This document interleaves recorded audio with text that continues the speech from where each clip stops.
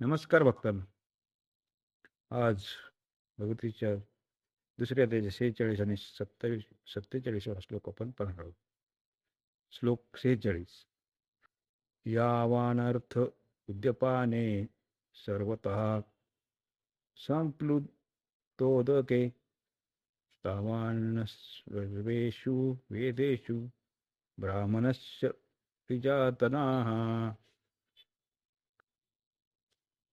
पाण्याने सर्वस्वी परिपूर्ण स्वच्छ निर्मळ अशा महान सरोवराची प्राप्ती झाल्यास मनुष्याला लहान लहान पाण्याच्या डबक्यांची काही आवश्यकता भासणार नाही.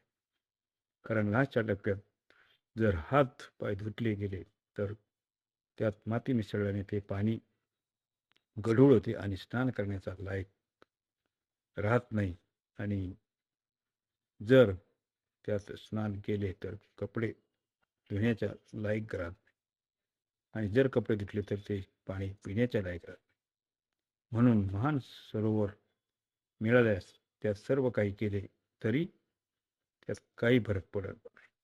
अर्थात त्याची स्वच्छता, निर्मळता, पवित्रता जशी तशी राहते.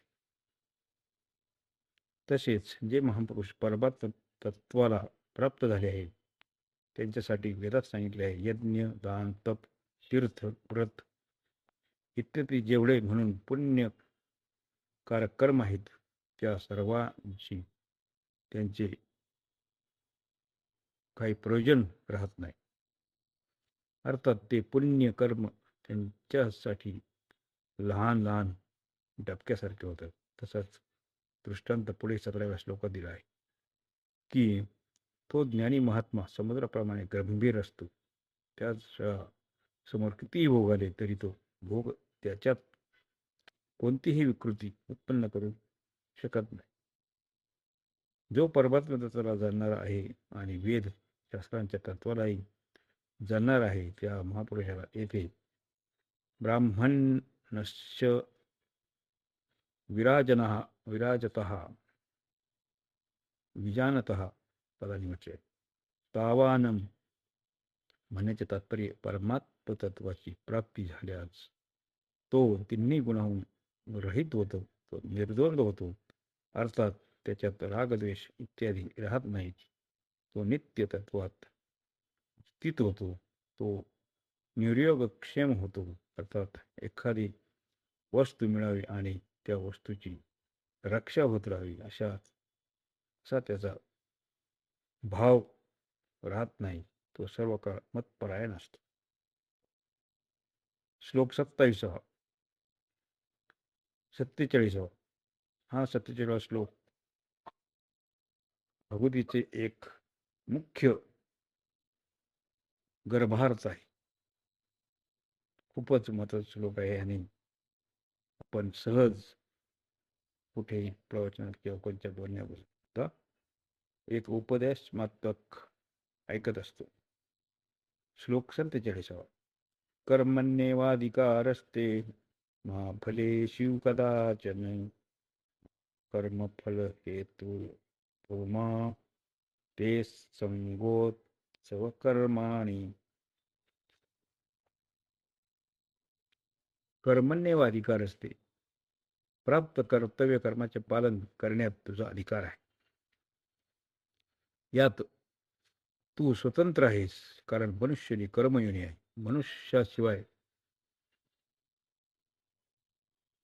दुसरी कोणतीही योनी नवीन कर्म करण्यासाठी नाही. पशु, पक्षी इत्यादी जंगम आणि वृक्ष, लता इत्यादी स्थावर प्राणी नवीन कर्म करू शकत नाहीत. देवता इत्यादीमध्ये नवीन कर्म करण्याचे सामर्थ्य आहे, परंतु ते केवळ पूर्वी केलेले यज्ञ, दान इत्यादी शुभ फळांचे फळ भोगण्यासाठीच आहे.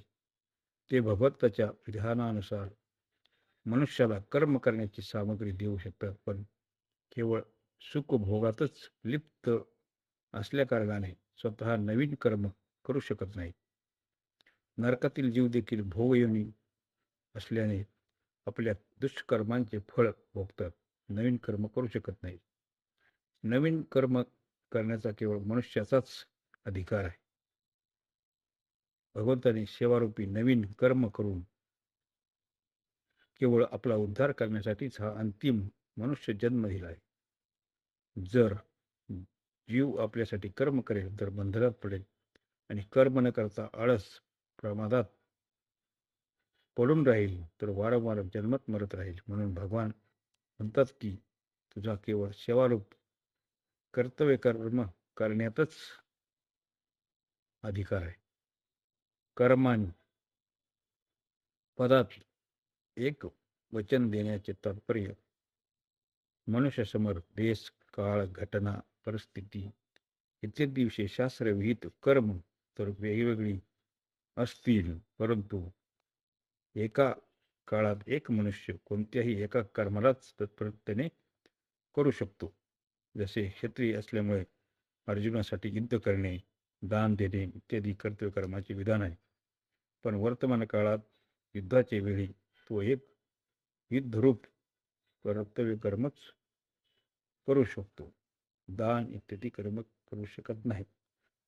म्हणून या श्लोकामध्ये भगवान श्रीकृष्णांनी मनुष्य जातीला समजून सांगण्याचा प्रयत्न केला की हा मनुष्य